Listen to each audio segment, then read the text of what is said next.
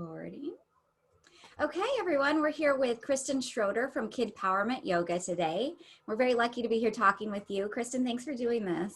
Thanks for having me. Absolutely. So I'd love to know about Kid Powerment Yoga. I'd love to know, how did you get started? How did the idea come about? What prompted you to do this? It's sort of an interesting path for how Kid Powerment actually came about, because it was never my intention to teach yoga to children.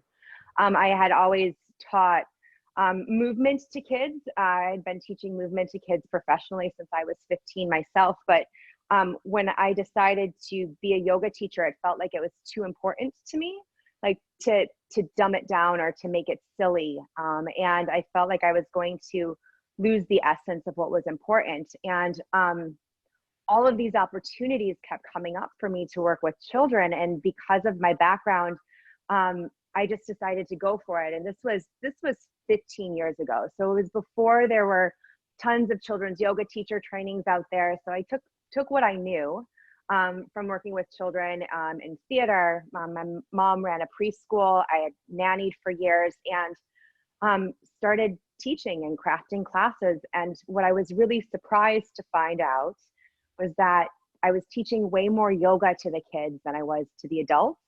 Even though our physical practice wasn't maybe necessarily as deep, we were talking more about the lessons that our practice teaches us and how they translate out into the world. And I found that there was so much space for creativity and that the kids were so curious that I knew we had something really special. So we went from just me teaching to now we have a team of, at any given point, about 8 other teachers when we're not in pandemic times, teaching about 1,500 kids a week here in Boston. Oh my gosh, that's wonderful. That's great.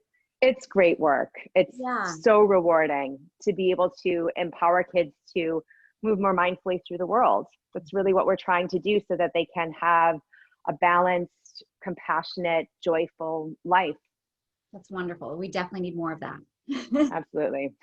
So how have you noticed this changing? You mentioned throughout the pandemic how it's a little different. How has your specific business changed, and how are you helping kids throughout this?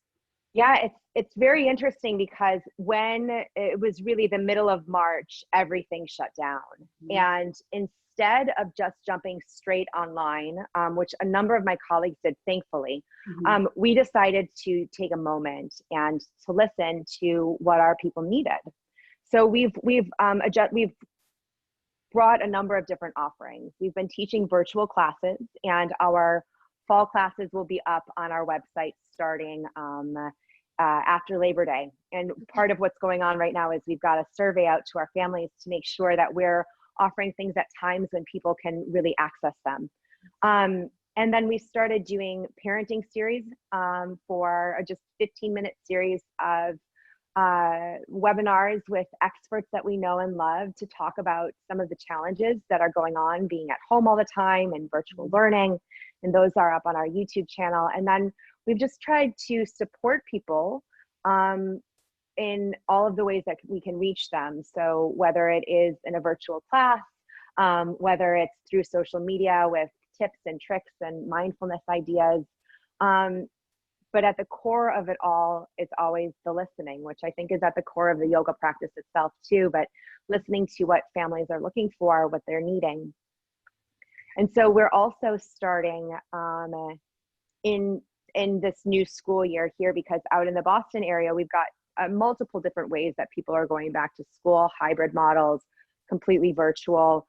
And a lot of people are potting up for education. So we're finding that we have the opportunity to go to some of these pods of 6 kids and teach class outside and be able to still bring classes in person, which is really exciting too. Absolutely. Oh, that's wonderful. I'm glad to hear that.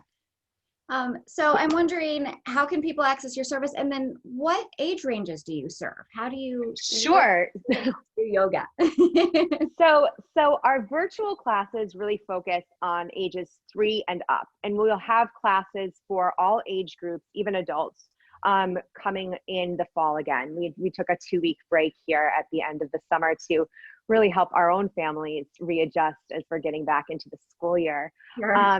But so we offer classes for 3 to 6 year olds, and then 7 to 11 year olds. 11 to 14-year-olds. And then what we found is that oftentimes we have teens who are taking our adult class with their parents. So that's been a fun space to be able to provide an opportunity for them to get on their mat side by side. Yeah.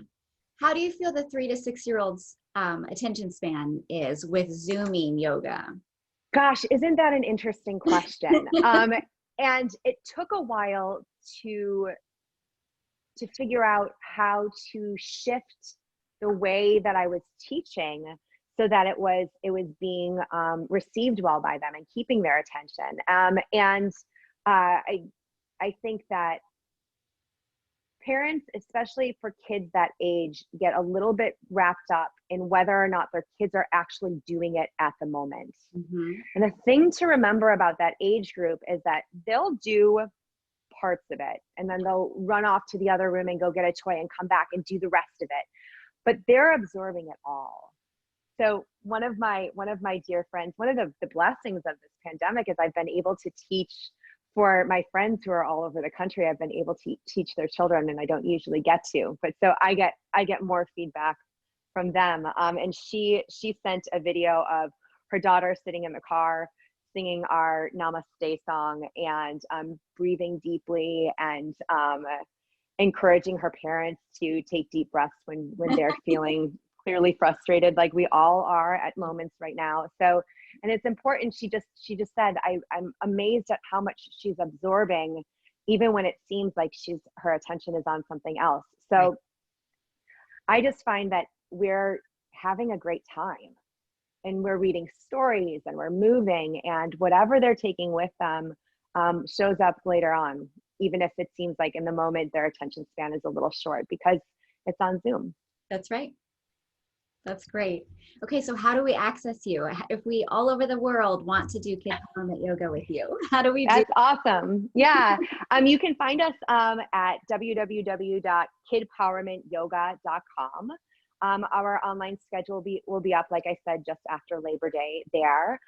We've got some stuff up on YouTube if you want to play around and try some things, or check out that initial parenting series that we put up as well. You can find us on social media, on Instagram and Facebook as well. And those are places where we will keep putting up activities and mindful moments for families to be inspired by, to continue to move through this pandemic with as much grace as possible. I love it.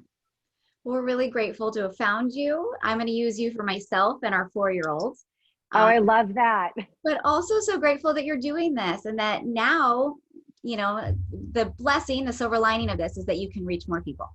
So more it's people really can access wonderful what you're doing. And I do love that. Thank you so much for sharing your journey and what you're doing for everyone. This is great. Thanks. And if you want to learn how to teach children's yoga, we are offering online trainings. We're currently in the middle of one. And again, after Labor Day, the schedule will be up for the fall for all of our workshops. So if that's something that people are interested in, they can look to that. We've got a group right now with people from all the way from Switzerland to Arizona, all learning together. And that's been also a really magical learning experience. So it would be great to have more people. The more people who are doing this work, the better. Absolutely. Thank you, Kristen, so much. Thanks for being here, and thanks for doing what you're doing. Thank you. Thanks for having me. Absolutely.